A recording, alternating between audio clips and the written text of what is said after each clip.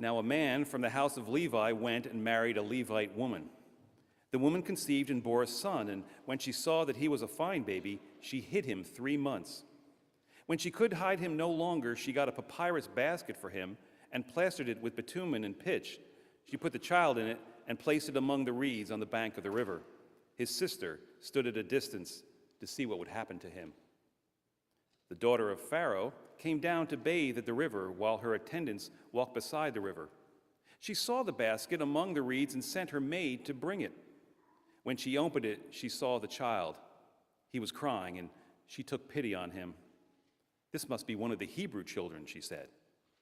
Then his sister said to Pharaoh's daughter, "Shall I go and get you a nurse from the Hebrew women to nurse the child for you?"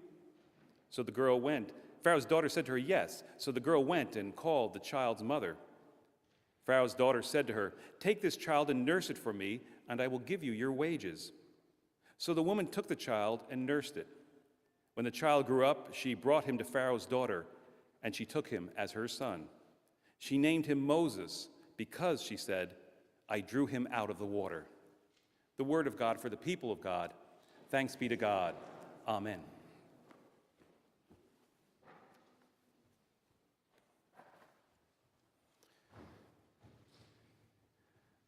A great Christian once said, "For the maintenance of good health, there is no better daily exercise for the heart than reaching down and helping someone else up." The key to truly healthy living, acts of kindness, daily reaching out to help someone else. How well are we following this vital fitness regimen, and how might we do better? This is something of what I'd like to talk about today. This morning we continue our study of the life of Moses with the famous scene in which the infant Moses is lifted out of the Nile, rescued from the death warrant that hangs over him, taken out of slavery and brought into the house of Pharaoh himself, there to grow to adulthood. It's a great scene that works on a variety of different levels. First, on this Mother's Day, it's just a very intriguing study of motherhood, in which we see our hero essentially raised by 3 women, each with their own love for him and their place in his life: his birth mother, Jochebed, his sister Miriam, and his stepmother, Pharaoh's daughter, not named here but later identified as Bithynia. Basically, Moses is a man with 3 mothers, right? It's the story of a blended family and God's blessing in that. It's a reminder to us that there is no one set pattern for a good family. It really comes down to what all the participants bring to it and their devotion to it, no matter how it all comes together.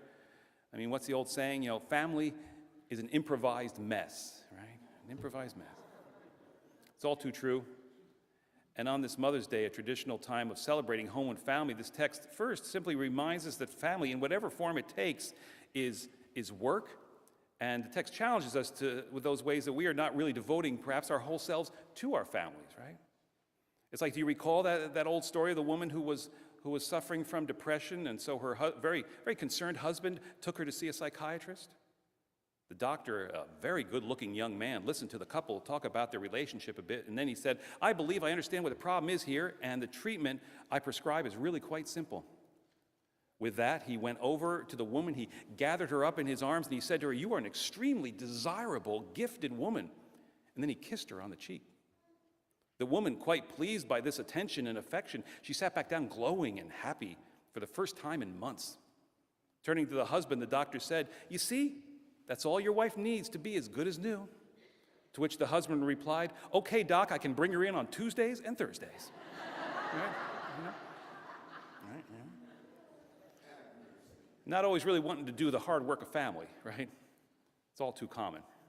Our text this morning is, first of all, a study in family. Beyond this, though, even more, this is a scene rich with irony, overflowing with ironic twists and turns. I mean, think about it.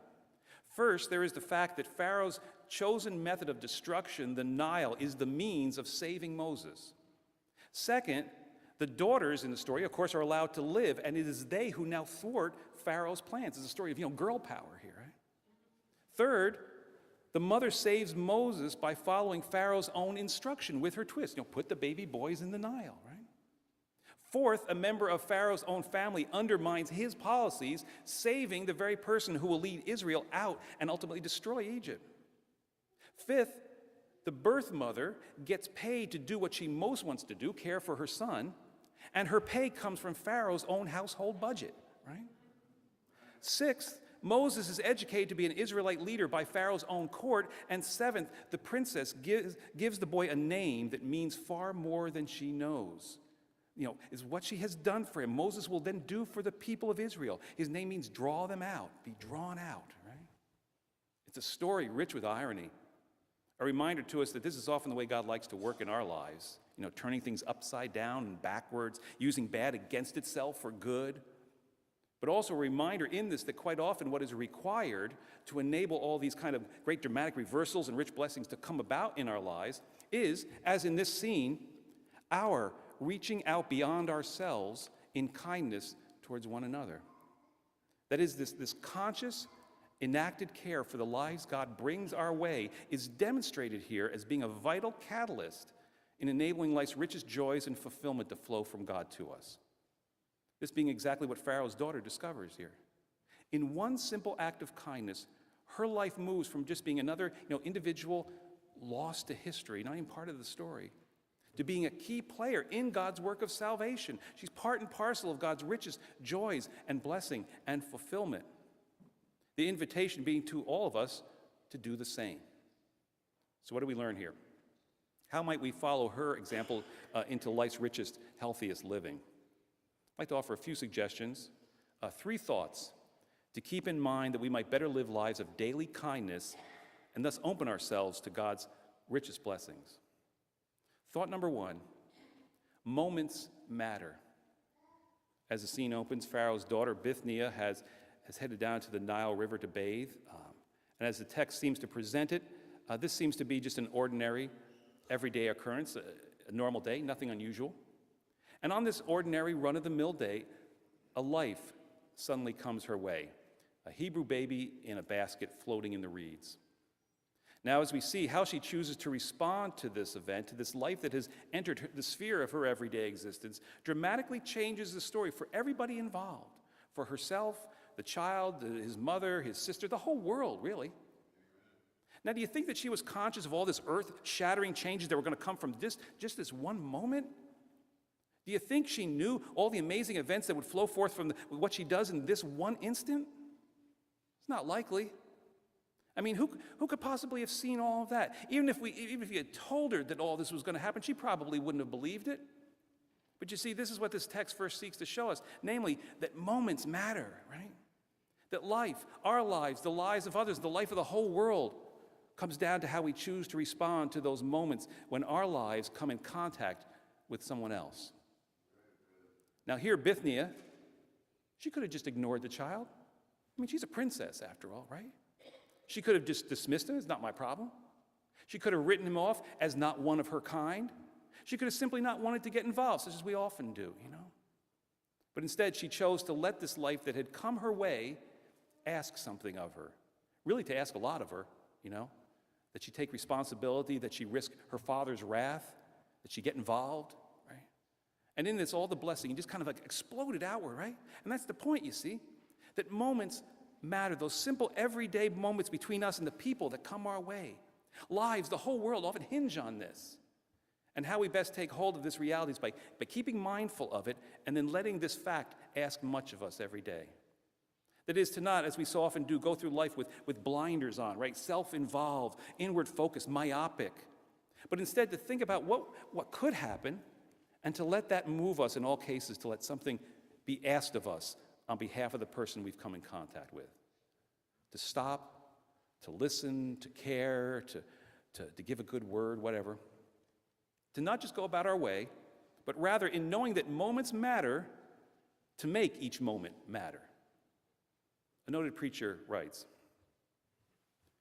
"Many years ago, I was in New York City for a convention, and as I stood at a street corner, I heard a homeless man call out to me. He had a jar full of pencils, and he said, '$1 a pencil.' I stepped over to him and I said, 'I always like to help out local businessmen. Here's $1.' And he gave me a pencil, and I went on my way. 3 years later, I happened to be at the same street corner. Now there was a large newspaper stand there. I stopped to buy a paper. As I reached into my pocket for some change, the clerk said to me, 'I know you.' I looked up, and there was the homeless man I had met 3 years earlier. Surprised, I said, you were the man who sold me a pencil. You look great. You have your own newsstand. What happened? And he replied, when you last saw me, I had pretty much given up on my life. I was living on the street, and most people just passed me by or tried to ignore me. But you spoke to me like I was a real person, and you called me a businessman. I like that. I like the sound of that. So I decided to be that. Obviously, it turned my whole life around. But tell me, though, I've always wondered, why did you say it? Was it just a joke? And I answered, no, it wasn't a joke at all. It's like this. Many years ago, I was a drug addict, but Jesus came into my life and told me that he didn't see a drug addict, he saw a pastor. I decided to live what he saw in me, not what I saw. And from that moment on, he gave me everything, a fantastic life. I discovered that my life is important to the Lord, and if mine, then everyone's. And every time I live that truth, I get to be in on the most amazing things. Thought number one, to remember in living a life of kindness that results in the utmost joy and fulfillment in the Lord. Moments matter. Thought number two, somebody has to care. Return to the text. We're told that when Pharaoh's daughter saw the baby in the basket that she was, quote, moved with pity. Now understand, this text is also clear that she understood precisely that this was a Hebrew baby boy and what the law was regarding him and what the rule of Rome people was. But you see, instead of all that, what we discover is that she chose to put all this aside and to simply enter into this child's life, to be moved with pity, to think about what he might need, to be motivated by his struggles and his cry, right? To be driven by compassion rather than judgment, by understanding rather than law, by grace rather than condemnation and rejection. And once again, life, a deeply blessed, overflowing life came rushing to her in this. And once again, this is the point for us all here, namely, to do the same. To not approach the people we come in contact with every day, as we so often do, with judgment and demand and law and criticism, but rather to be moved by pity. That is, to instead to just try to understand their lives and to be driven by that. Comedian Steve Martin once said, before you judge someone, walk a mile in their shoes. That way, when you judge them, you're a mile away and you have their shoes, right? Right? It's sarcastically put, but the point is still that we need to get into one another's shoes before we do anything, right? One pastor illustrates it this way.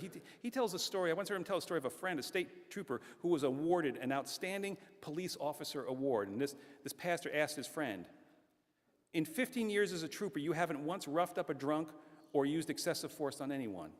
How can you be a state trooper dealing with all the kind of stuff you deal with and have that kind of patience and control? And the trooper responded, well, I guess it's two things. First, the Bible says that a soft answer turns away wrath. So whenever I walk up to the window of an automobile, I always speak a little quieter than the person I'm speaking to. And secondly, if I'm called to break up a fight at a tavern, I never say to myself, there's a drunk. I say to myself, there's a man, someone's husband, someone's son, someone's neighbor, who got drunk. I always try to think of him as a man, not as a crime. I try to understand the person, what they need, what may have brought them to this moment, and I adjust myself to minister to that. To understand the person and to adjust myself to that. Someone once said, remember that everyone you meet is afraid of something, loves something, and has lost something. Seek to help them with this, and life abundant will be both theirs and yours. Think about that. Everyone we meet is afraid of something, loves something, and has lost something. Right? So true. Another person puts it this way. They say, treat each person as if their heart was breaking, because more often than not, you will be right. Registered nurse and Christian author Patricia Miller, she offers this reflection. She writes, while at work in the emergency room, I learned to stop crying at the pain around me. Each day, it seemed I was becoming increasingly insensitive to people and to their real needs. 5 years of emergency room exposure had taken its toll. I just didn't care. Life seemed an endless, pointless, hopeless parade of pain. I hated my life. And then God intervened. I was taking information for registering a young woman who had overdosed on drugs and had attempted suicide. Her mother sat before me as I typed the information into the computer. Their mother was unkempt and bleary-eyed. She had been awakened in the middle of the night by the police to come to the hospital. She could only speak to me in a whisper. Another dead-end kid from another useless mother, I thought to myself. Hurry up, I said to myself as she slowly gave me the information I needed. My impatience was raw as I finished the report and jumped to the machine to copy the medical cards. And that's when God stopped me at the copy machine. He spoke to my heart so clearly. You didn't even look at her, he said. He repeated it gently. You didn't even look at her. A wave of grief for her and for her daughter and for myself washed over me, and I bowed my head. I am so sorry, Lord. I'm so sorry. I sat back in front of the distraught woman, and I covered her hands with mine, and I looked into her eyes with all the love that God could flood through me, and I said very simply, don't give up. With that, she wept and wept. She poured out her heart to me about the years of dealing with a rebellious daughter as a single mom, all her daughter's wrongs, all her own failures. Finally, she looked up and she thanked me, the cold-hearted one with no feelings. She was ready to journey forth in hope, and so was I. Life had happened. My attitude changed that night. My life changed that night. Jesus came right into the workplace in spite of rules that had tried to keep him out. He came right into my heart that had tried to rule him out. He came in to set me free, to care again. He came to give himself to that woman, that family, to rescue them through me. God, who so loved the world, broke that self-imposed barrier around my heart. Life wasn't all hopeless, and brokenness wasn't at all final. Jesus came in when I chose not to write life off, another's or my own, but instead chose to refuse such an ending. When I chose to challenge overwhelming wrong with hope, to reach out for redemption, to care for another broken life. And I can't wait to go to work tonight. Someone once said that in a world that couldn't care less, the Lord needs some folks who couldn't care more. Right? Thought number 2, to keep in mind in living a life of kindness that results in utmost joy. Somebody has to care. And then finally, thought number 3, always expect company. Returning to the text one final time, in the end, when Pharaoh's daughter went down to the river that day, all those years ago, do you think she was expecting to find a baby floating in a basket? Do you think that when she left the house that morning, she was planning on adopting a son? And I don't think so. But you see, while it wasn't what she was planning for the day, it was what God was planning for the day. That is, do you think that all of this was just a coincidence? Some just very fortunate turn of events? That Pharaoh's daughter, of all people, the only person who could possibly protect Moses at this moment in history, the ideal person to give him the training and the education in Egyptian culture that he will need to go up against the king of Egypt. You think it's a fluke that she is the one who found Moses, the one person in the world he floats up to? I don't think so. What's the old saying, A coincidence is simply a miracle in which God chooses to remain incognito. That's what happens here.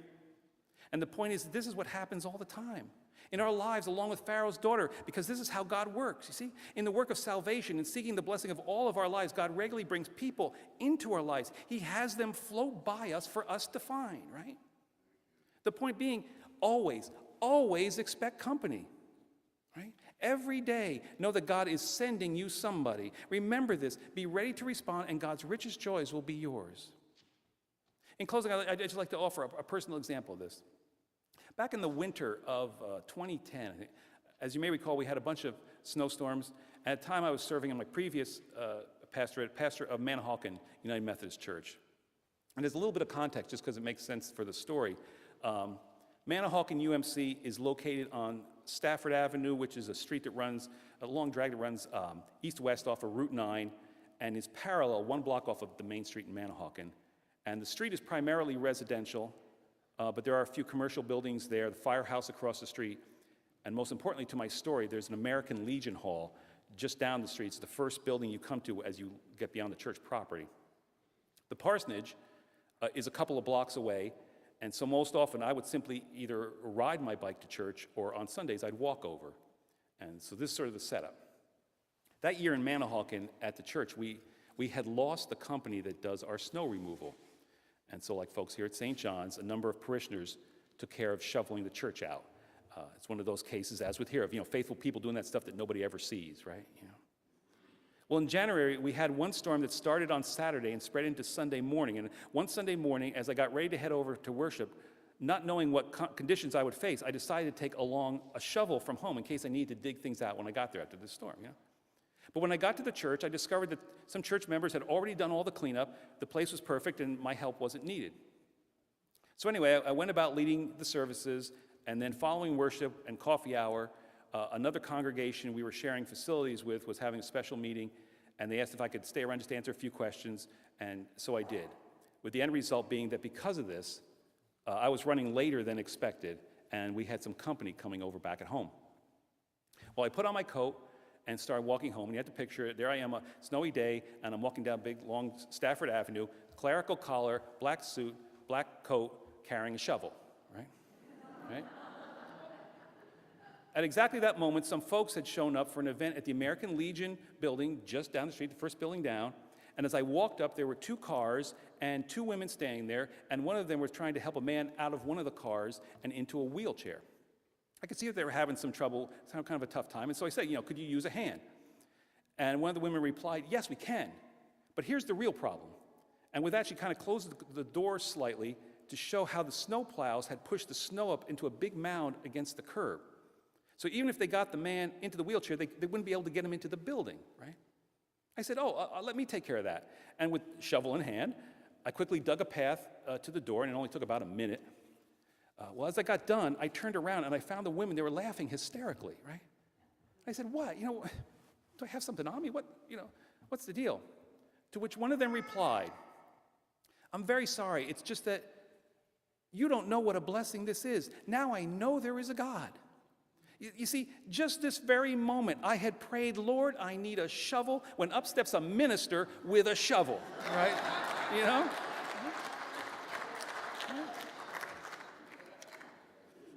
The lesson, we can be the answer to somebody's prayer every day, right? I thought I was running late, but I was right on time. I thought I didn't need the shovel, but God had equipped me for later in the day. I was in a rush to get somewhere else, but I was right where God needed me, right on time. God brought lives to me and me to them, a blessing just waiting to happen. It was such a great feeling for all involved, and all that was needed was to stop and to let it happen. For the maintenance of good health, there is no better daily exercise for the heart than reaching down and helping someone else up. This week, let us take up this fitness regimen. Remember, moments matter, somebody needs to care, and always expect company. Let us join together in singing our closing hymn. In the faith, we sing hymnal number 2241, The Spirit Sends Us Forth to Serve. Would you please stand?